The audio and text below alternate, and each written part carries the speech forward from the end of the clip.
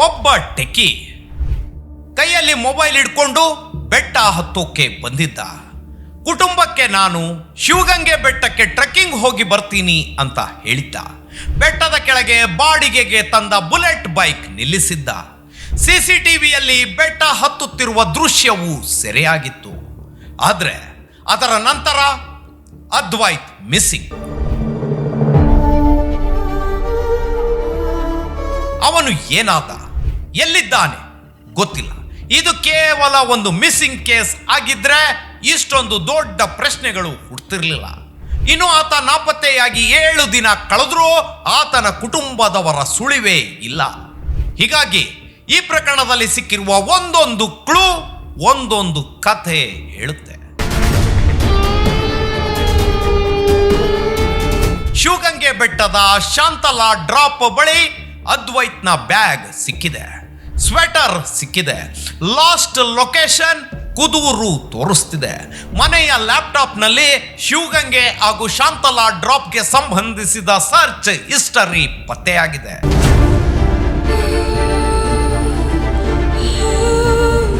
ಅಷ್ಟೇ ಅಲ್ಲ, ಚಾಟ್ ಜಿಪಿಟಿಯಲ್ಲೂ ಬೆಟ್ಟದಿಂದ ಕೆಳಗೆ ಬಿದ್ರೆ ಏನಾಗಬಹುದು ಅನ್ನೋ ರೀತಿ ಸರ್ಚ್ ಮಾಡಿದಾನೆ.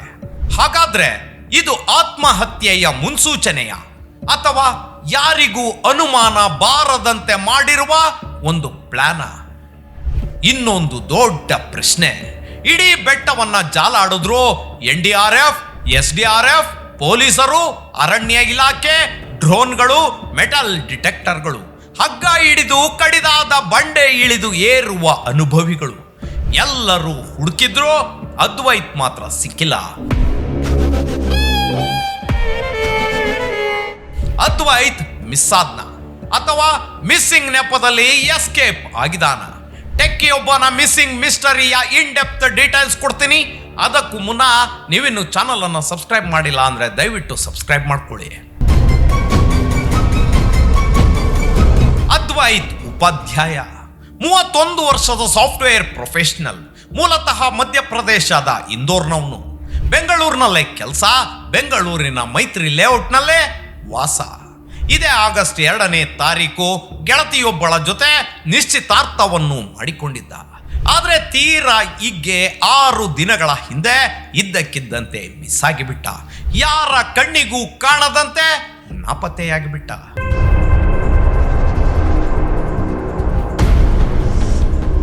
ಇಷ್ಟಕ್ಕೂ ಆ ದಿನ ಏನಾಯ್ತು? ಅವತ್ತು ಆಗಸ್ಟ್ 7ರ ಶುಕ್ರವಾರ ಅದ್ವೈತ್ ಶಿವಗಂಗೆ ಬೆಟ್ಟಕ್ಕೆ ಹೋಗೋಕೆ ನಿರ್ಧರಿಸಿದ್ದ. ಬೆಳಗ್ಗೆ 4 ಗಂಟೆ ಹೊತ್ತಿಗೆ ಬೆಂಗಳೂರು ಬಿಟ್ಟ. 6:30 ಹೊತ್ತಿಗೆ ಶಿವಗಂಗೆ ತಲುಪಿದ್ದ. ಬಾಡಿಗೆಗೆ ತಂದಿದ್ದ ಬುಲೆಟ್ ಬೈಕನ್ನ ಬೆಟ್ಟದ ಕೆಳಗೆ ಪಾರ್ಕ್ ಮಾಡಿ ಒಬ್ಬನೇ ಬೆಟ್ಟ ಏರಿದ್ದ. ಅದ್ವೈತ್ ಬೆಟ್ಟದ ಕಡೆ ಸಾಗೋದನ್ನ ಸೈಲೆಂಟ್ ಆಗಿ ರೆಕಾರ್ಡ್ ಮಾಡಿಕೊಂಡಿತ್ತು ಸಿಸಿಟಿವಿ. ಇದು ಮಿಸ್ಸಿಂಗ್ ಮಿಸ್ಟರಿಯ ಮೊದಲ ಕ್ಲೂ. ಅಂದ್ರೆ ಅದ್ವೈತ್ ಶಿವಗಂಗೆಗೆ ಬಂದಿದ್ದು ನಿಜ, ಬೆಟ್ಟ ಹತ್ತಿದ್ದು ನಿಜ. ಆದ್ರೆ ವಾಪಸ್ ಕೆಳಗೆ ಇಳಿದ್ನ ಗೊತ್ತಿಲ್ಲ. ಒಂದೇ ಒಂದು ಸಣ್ಣ ಕ್ಲೂ ಕೂಡ ಅವನು ಬೆಟ್ಟದಿಂದ ಕೆಳಗೆ ಇಳಿದಿರೋದಕ್ಕೆ ಇಲ್ಲ. ಏನಾದ?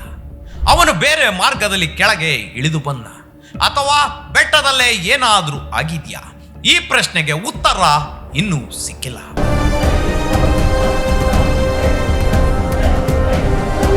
ಶಾಂತಲಾ ಡ್ರಾಪ್ ಶಿವಗಂಗೆ ಬೆಟ್ಟದ ಅತ್ಯಂತ ಅಪಾಯಕಾರಿ ಪ್ರದೇಶ. ಅದ್ವೈತ್ ನಾಪತ್ತೆಯಾದ ನಂತರ ಪೊಲೀಸರು ಶೋಧ ಆರಂಭಿಸಿದಾಗ ಈ ಪ್ರದೇಶದ ಬಳಿ ಒಂದು ಮಹತ್ವದ ವಸ್ತು ಸಿಕ್ತು. ಅದು ಅದ್ವೈತ್ನ ಶೋಲ್ಡರ್ ಬ್ಯಾಗ್ ಮತ್ತು ಸ್ವೆಟರ್. ಇದು ತನಿಖಾ ನಿರತ ಪೊಲೀಸರ ಅನುಮಾನವನ್ನ ಮತ್ತಷ್ಟು ಹೆಚ್ಚಿಸಿಬಿಟ್ಟಿತು. ಅದ್ವೈತ್ ಆತ್ಮಹತ್ಯೆ ಮಾಡಿಕೊಂಡಿರಬಹುದಾ? ಶಾಂತಲಾ ಡ್ರಾಪಿನಿಂದ ಹಾರಿರಬಹುದಾ? ಒಂದು ವೇಳೆ ಹಾರಿ ಆತ್ಮಹತ್ಯೆ ಮಾಡಿಕೊಂಡಿದ್ರೆ ಶವ ಸಿಗಬೇಕಿತ್ತಲ್ಲ, ಆದ್ರೆ ಶವವಿಲ್ಲ.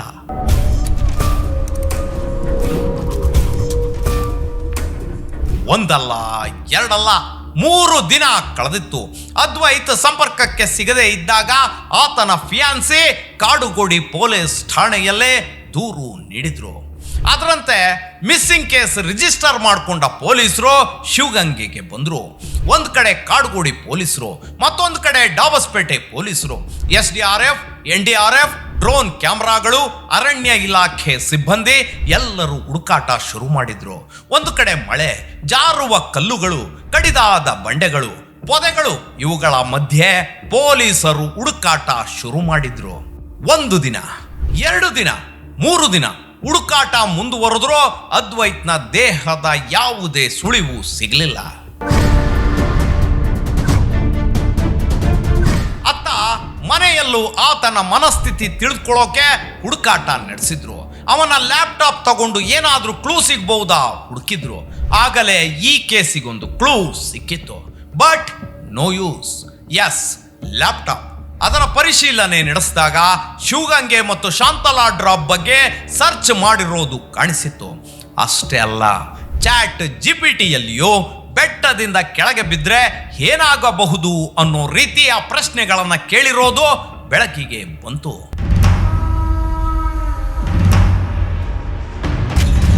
ಅದ್ವೈತ್ ಆತ್ಮಹತ್ಯೆ ಮಾಡಿಕೊಂಡಿದ್ರೆ ಶವ ಸಿಗ್ಬೇಕಿತ್ತಲ್ಲ.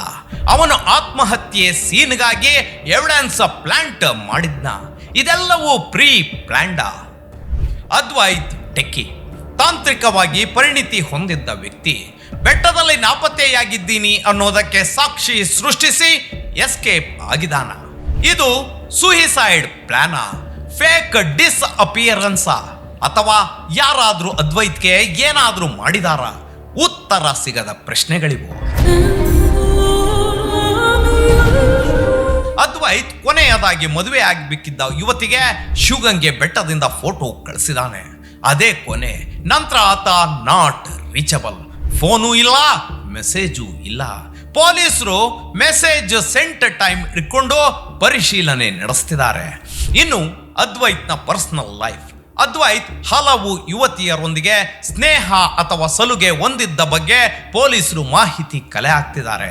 ಅದ್ವೈತ್ ನಾಪತ್ತೆಯಾಗಿ 4-5 ದಿನದ ಬಳಿಕ ಸ್ಥಳಕ್ಕೆ ಬಂದಿದ್ದು ಚಿತ್ರದುರ್ಗದ ಕೋತಿರಾಜ್.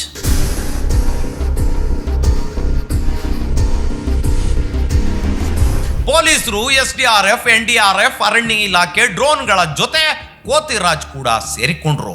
ಕೋತಿರಾಜ್ ತಂಡ ಹಗ್ಗಗಳ ಸಹಾಯದಿಂದ ಕಡಿದಾದ ಬಂಡೆಗಳು, ಶಾಂತಲಾ ಡ್ರಾಪ್ ಸುತ್ತಮುತ್ತ ಅಪಾಯಕಾರಿ ಪ್ರದೇಶಗಳು, ಪೊದೆಗಳು ಎಲ್ಲೆಡೆ ಹುಡುಕಾಟ ನಡೆಸಿದ್ರು. But once again no use.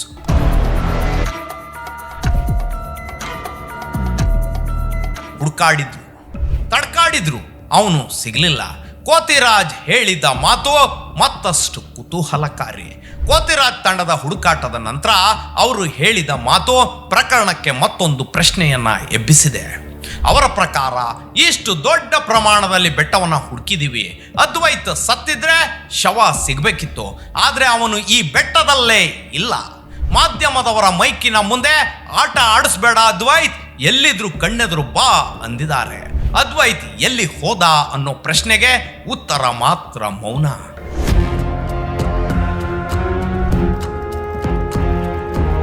ಸಾಮಾಜಿಕ ಜಾಲತಾಣ, ಸ್ಥಳೀಯ ಮಾಧ್ಯಮಗಳು ಅದ್ವೈತ್ ಮಿಸ್ಸಿಂಗ್ ಕತೆ ಗೊತ್ತಾದ ದಿನದಿಂದ ಪ್ರಸಾರ ಮಾಡುತ್ತಲೇ ಇವೆ. ಇನ್ನು ಅದ್ವೈತ್ ಕುಟುಂಬದವರು ಯಾರು ಕೂಡ ಸ್ಪಾಟಿಗೆ ಬಂದಿಲ್ಲ. ಕಾರಣವೇನು? ಪೊಲೀಸರು ಈ ಪ್ರಶ್ನೆಗೂ ಉತ್ತರ ಹುಡುಕ್ತಿದ್ದಾರೆ.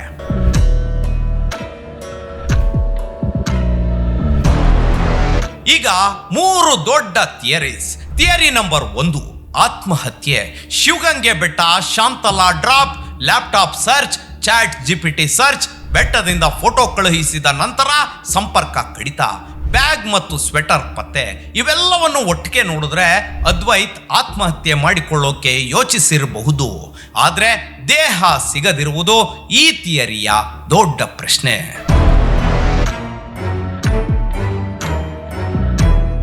ಥಿಯರಿ ನಂಬರ್ 2, ಇದು ಇನ್ನೂ ಕುತೂಹಲಕಾರಿ.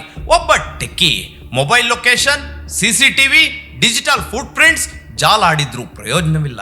ಹೀಗಾಗಿ ತಾನು ಎಲ್ಲಿದ್ದೀನಿ ಅನ್ನೋ ಸುಳಿವು ಸಿಗಬಾರ್ದು ಅನ್ನೋ ಕಾರಣಕ್ಕೆ ಮೊಬೈಲ್ ಮತ್ತು ಇತರೆ ವಸ್ತುಗಳನ್ನು ಬಿಟ್ಟು ಬೇರೆ ದಾರಿಯಲ್ಲಿ ಹೊರಟು ಹೋಗಿದ್ದಾನ. ಪೊಲೀಸರು ಈ ಸಾಧ್ಯತೆಯನ್ನು ಪರಿಶೀಲಿಸುತ್ತಿದ್ದಾರೆ.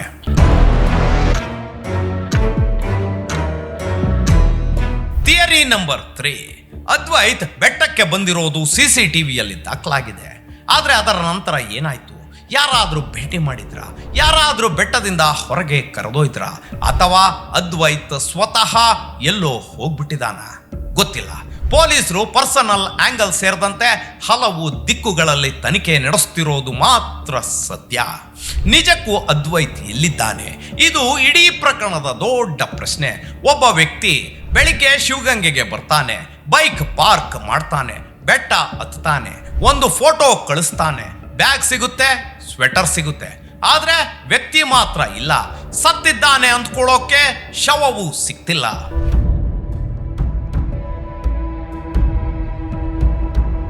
ಇದು ಪ್ಲಾನ್ಡ್ ಡಿಸಪಿಯರೆನ್ಸ್ ಆಗಿದ್ರೆ ಎಲ್ಲಿಗೋದ? ಶಿವಗಂಗೆ ಬೆಟ್ಟದ ಮೇಲೆ ಅದ್ವೈತ್ನ ಹೆಜ್ಜೆಗಳು ಕೊನೆಯದಾಗಿ ಎಲ್ಲಿ ನಿಂತು? ಶಾಂತಲಾ ಡ್ರಾಪ್ ಬಳಿ ಸಿಕ್ಕ ಬ್ಯಾಗ್ ಅವರ ಕೊನೆಯ ಸುಳಿವ? ಅಥವಾ ಯಾರೋ ಉದ್ದೇಶಪೂರ್ವಕವಾಗಿ ಬಿಟ್ಟು ಹೋದ ಒಂದು ಕ್ಲೂನ? ಲ್ಯಾಪ್ಟಾಪ್ನಲ್ಲಿದ್ದ ಸರ್ಚ್ ಒಬ್ಬ ಯುವಕನ ಮನಸ್ಸಿನೊಳಗಿನ ಆತಂಕದ ಪ್ರತಿಬಿಂಬವ? ಅಥವಾ ಎಲ್ಲವೂ ಪ್ರಿಪ್ಲಾಂಡ?